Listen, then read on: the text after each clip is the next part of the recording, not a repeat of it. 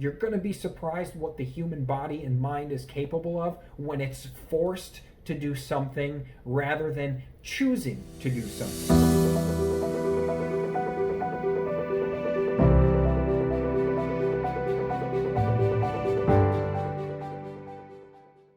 What's going on, everybody? Beautiful and blessed day to you as always. And today we're going to be discussing 6 simple steps to a better you. Now, I'm going to include a link to my ebook, 6 Simple Steps to a Better You, in the description below. It's going to be free for anybody who wants it. If you know someone who needs it, please go ahead and share the link with them. If you get any content out of today, please go ahead and smash the like button and share this with whoever you think needs to listen to this today.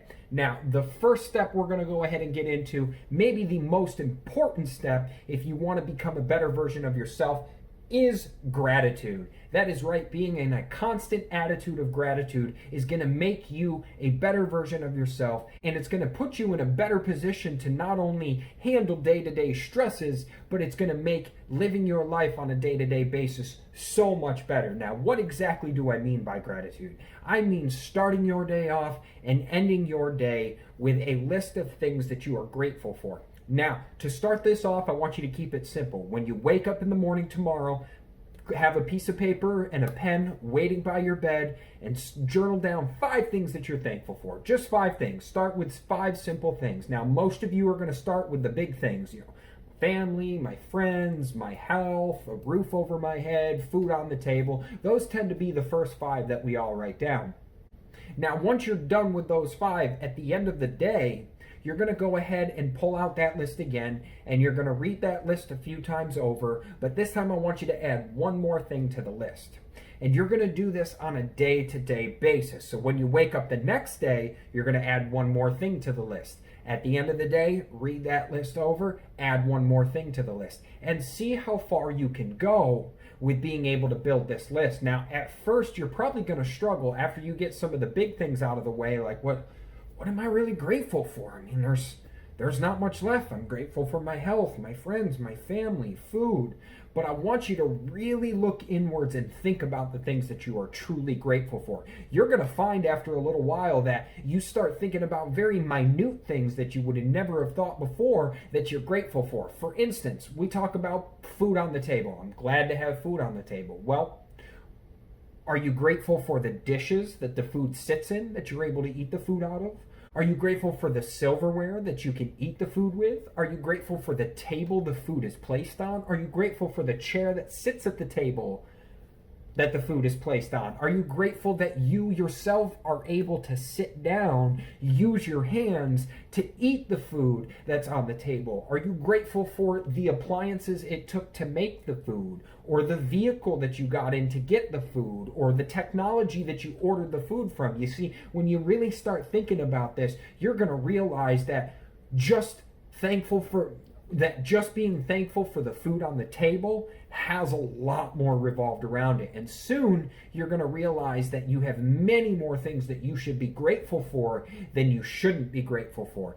And this is going to make day-to-day stresses, this is going to make a lot of the things in your life much easier to handle when you can go ahead and knock gratitude out of the way. Being in a constant attitude of gratitude is very, very important, and it's our step number 1 for 6 simple steps to a better you. All right, everyone, now we are on step number 2 of 6 simple steps to a better you. This is another very powerful tool. It is called developing a mantra. That's right, a simple mantra that you can use during any point in time throughout the day when you have stresses that come up, when you have things that bug you, when you have an argument with a loved one, whatever it may be. You're going to develop a small, simple, positive mantra that you can repeat over and over in your head. Now, I will say this is an extremely powerful tool, especially when you're working out, when you're pushing yourself physically. There's going to come a point in time where your brain shuts off and says, nope, can't do this anymore. I'm done. I'm physically exhausted. There's no way I can do this. If you can repeat a mantra over and over in your head, this is going to be a tool that you can utilize to push yourself further than what you originally thought. I do this on my runs all the time. Disclaimer, I hate running. I will repeat that. I hate running. But I know it's absolutely necessary for overall physical fitness. And again, I like to push my limits. This is what led me to running my first ever marathon back in 2019. And I'm so happy that I did that, because during that race, I really unlocked something. And when I was at my worst moment, when I had my injury to my knee, I wanted to quit, I came up with a simple mantra that was just no rush, no hurry, each step closer to glory. And I repeated that over and over in my head. And I kept visualizing what it would be like once I crossed the finish line. So I repeated that over and over, and I was able to finish my first ever marathon. And that's what really accelerated my desire to understand the human potential, because just a few short years before that, I was coming off smoking a pack a day and severely depressed. And here I was, fast forward, running my first ever marathon. And if I could do that in such a short window, how much further could I go if I stayed dedicated to my training? So again, step number 2, develop a mantra. It can be as silly, as corny as you want. If you don't want to go corny, you don't have to. You can develop something that's a little more serious. You know, some of the other ones I've heard, hoo-ya, easy day, you know, easy peasy, lemon squeezy. We've all heard that expression before. That could be your mantra as well. Develop a mantra that works for you, something that's applicable for what you're doing, and repeat it to yourself in your head over and over and over. All right, we are on step number 3, halfway through the 6 simple steps to a better you. And the third step is read. That's right, read. I know it seems to be a lost art form nowadays. We've got podcasts everywhere. We've got videos and Netflix, TV and sports and all this stuff to distract us. But very rarely do a lot of people sit down and take the time to read. Now, I'm not throwing any shade at podcasts. Listening to podcasts and anything educational is actually very, very good for you. Disclaimer, we'll be talking about that very soon. But I want you to focus on actually reading. Now, it doesn't have to be a book like you see above. It can be, an ebook. It can be an article online. But it's very important that you take the time to read. See, now, reading's not only just a powerful tool to learn and self-educate, but it also can remove a lot of the day-to-day stresses. We always hear with working out that you can release your anger and frustration out in the gym. Well, you can do that with reading as well. A lot of times, especially if you find a topic that you're really passionate about, that you love, you're going to find once you start getting into it, those day-to-day stresses, those things that were really bugging the heck out of you throughout the day, just disappeared. You're no longer thinking about them anymore. And that's what reading is very powerful for. Now, if you're not a reader, I'll be honest with you, I didn't think I was a reader at first. I went based on what I did in school, which was read Cliff Notes and then tried to write reports to my teachers. But it was soon after that I found out it wasn't that I wasn't a reader, it was I wasn't enjoying the topics I was reading about. Now that I controlled the actual books I wanted to read, the topics I wanted to read, I found myself really starting to love books. Now, I want to give you another little secret with reading books. People think you have to read a book from cover to cover. This is not necessarily the case. Let's say, for instance, you pick up a book, 10 reasons to grow your business, or whatever it may be. And there's 2 or 3 chapters in there that are very, very important to you that you really want to know out of the whole book. Go to those 2 or 3 chapters, read those chapters, write down what you've learned and what the important parts of it, and then go ahead and put the book down. If those 2 or 3 chapters end up providing a lot of value for you, there's a very good chance you might just continue to read it to the end, or pick it up at a later date and read some things from the other chapters that you find applicable then. You see, we often get in these habits where once we start a book, we feel like we're obligated to read it. And if you're not enjoying a book, if within the first chapter or first few pages you just find yourself wandering and not paying attention and not really getting anything from the book, close that book, put it down, grab another one, and try again. This is very, very important because a lot of people get discouraged, and I know I did when I first started reading again, where I would pick up a book that I thought I wanted to read, I would start reading it. After 3 pages and 1.5 hours in of me just looking around, trying to figure out what I wanted to do, I realized this book isn't for me. So don't feel obligated to read a book from cover to cover. Pick out the certain chapters or topics you want to learn on, read on those, take the knowledge from that, apply the knowledge, and then either move on to the next book, or again, as I said, if it gave you enough value, you're going to want to read the rest of that book.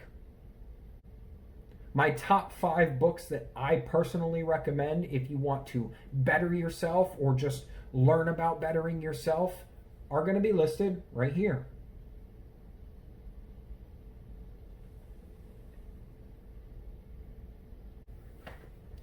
Pick up a book, ebook, article online, whatever it may be. Start not only reading, but applying that knowledge. All right, we are on step number 4 of the 6 simple steps to a better you. Step number 4 is another very powerful tool. I think I've said that on steps 1, 2, and 3.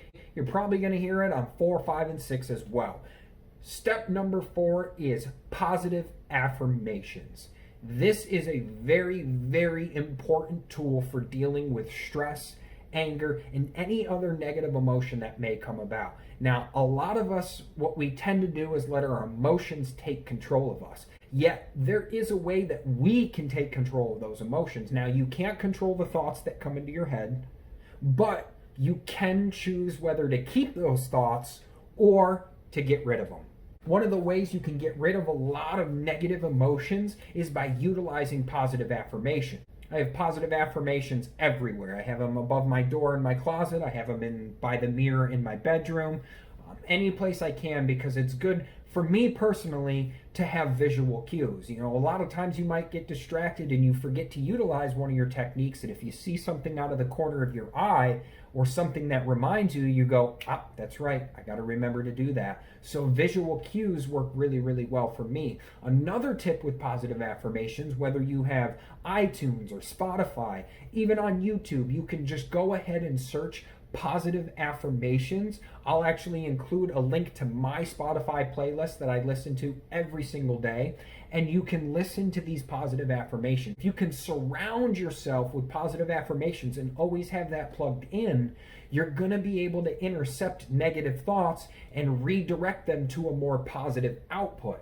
Now, one of the traps we all tend to fall in is, let's say we're having a bad day, or we're full of anger, resentment, whatever that negative emotion may be. A lot of us do the same thing. We'll go home, we might listen to music, and what is the music we listen to? Something that plays into that negative emotion. You just had a breakup, let's listen to breakup songs. You got into an argument, let me listen to some angry music. And all it does is feed that negative emotion. So you've got to stop that in its tracks and shift it to a more positive outlook. So having those positive affirmations on your playlist is very, very useful. It's also useful to do this when you go to bed. If you have positive affirmations playing while you sleep, there's been a lot of science that shows you can absorb things while you sleep. And if the things you're absorbing while you sleep are positive affirmations about yourself, you're going to find in a very short period of time, in a matter of a couple days, that the attitude you wake up with is going to be a much happier and joyful attitude. So again, step number 4 is positive affirmations. Surround yourself with them as much as possible. Create a list that you want to use. I recommend creating a list that applies to whatever you think your faults are. Let's say you think you're lazy, you're weak, you're ugly. Maybe your positive affirmation lists are going to be, I am energetic, I am powerful, I am strong, I am beautiful. And you repeat these over and over and over and over. I used to be a huge critic of myself, judging myself, every little blemish on my skin, if my hair was out of order, whatever it may be, I used to judge myself. And now I have an absolute deepened love for myself. Not a conceited type of love, but an absolute deep love where when I look in the mirror, I say, you know what? You are beautiful the way God made you. So again, step number 4, positive affirmation. All right, everyone, we are on step number 5 now. Just 2 steps left. And step number 5 really falls in with step number 4. Positive affirmations, well, step 5 is just pure positivity. As we talked about in the last step, a lot of times we can get sidetracked with negative emotions, things that are really starting to drain us, things that are just causing us to live in a bit of a fog. And this fog is going to cloud our judgment. It's going to create those emotions where we can get down, depressed, or angry, jealous, resentful, all these negative emotions that eat away at us. We want to try and change that. So pure positivity in step number 5.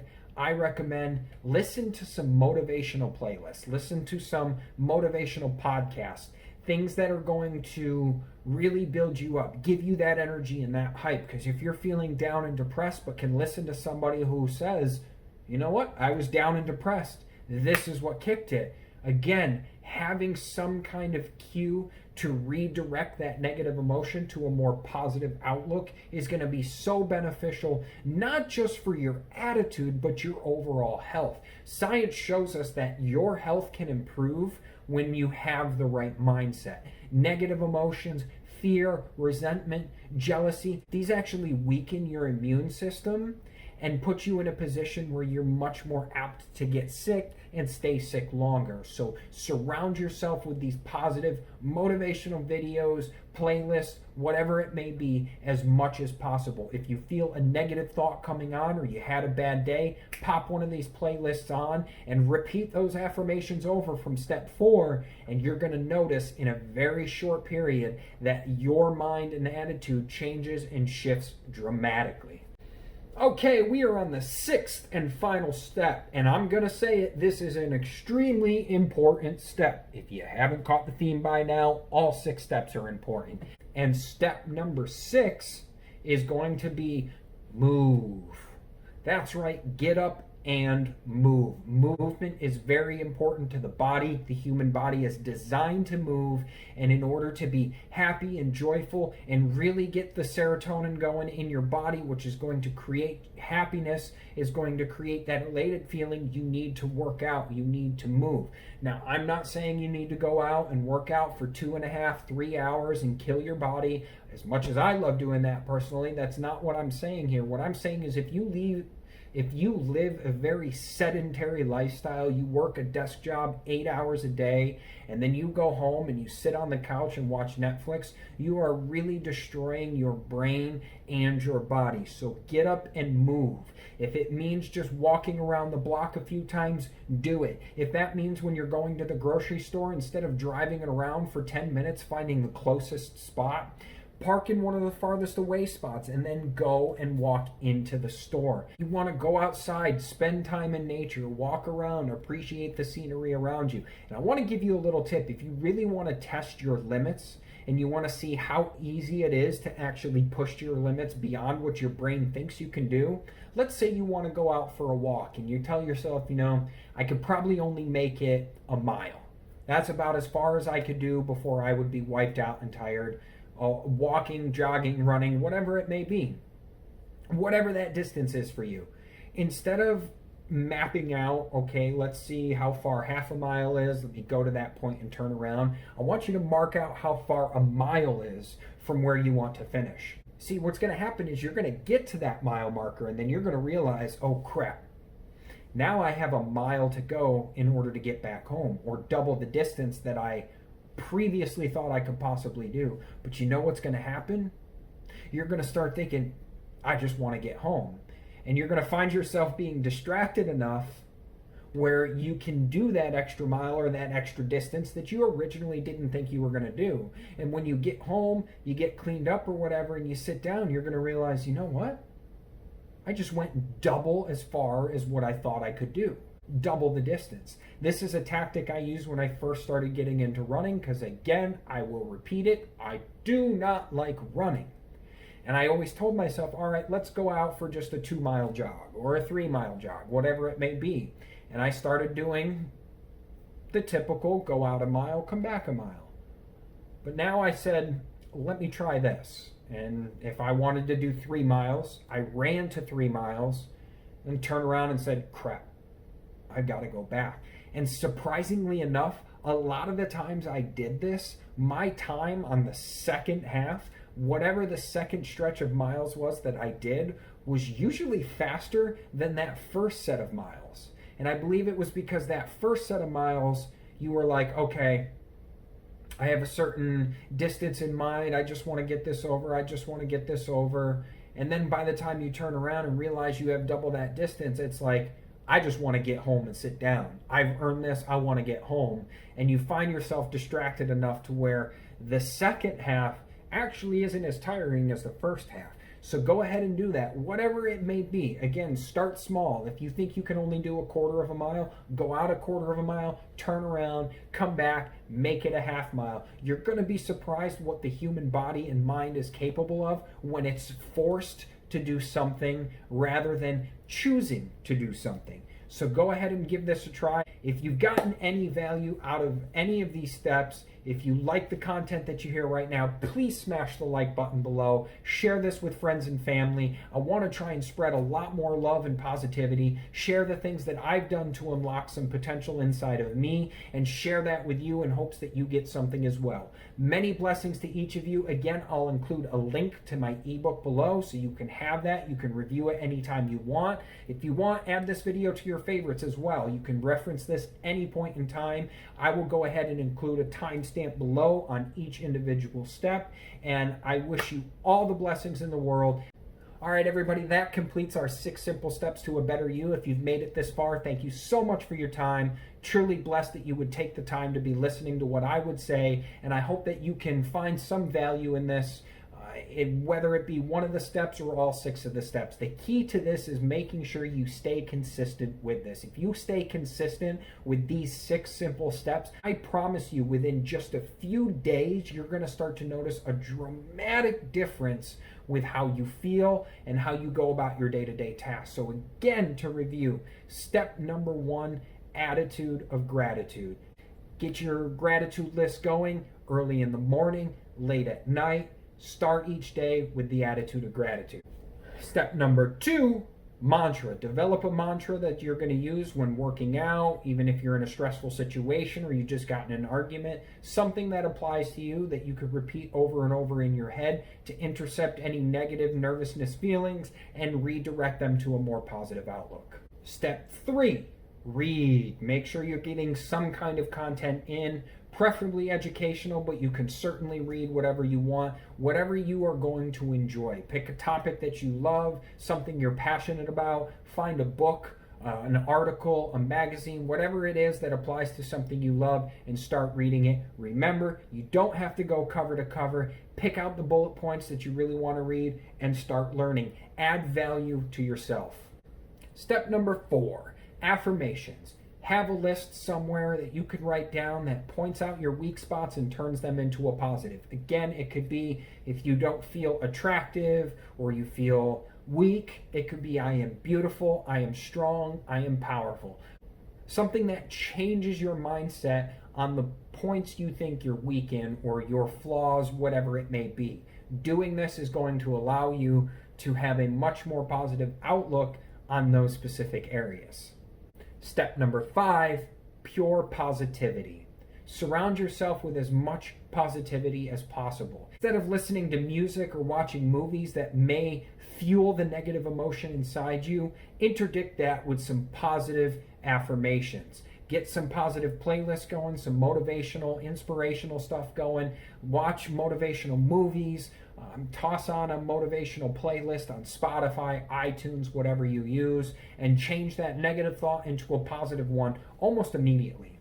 The 6th and final step, get out and move. If you live a very sedentary lifestyle, it's going to continue to feed the negative emotions, the stress that you have, the feeling of guilt, all these feelings that cause stress in your life can be exponentially increased when living a sedentary lifestyle. So get out and move, exercise, work out. Like I said, just go for a walk. Get the endorphins going in you and allow yourself to start living a more positive lifestyle. Be consistent with these, and I promise you, you're going to see results.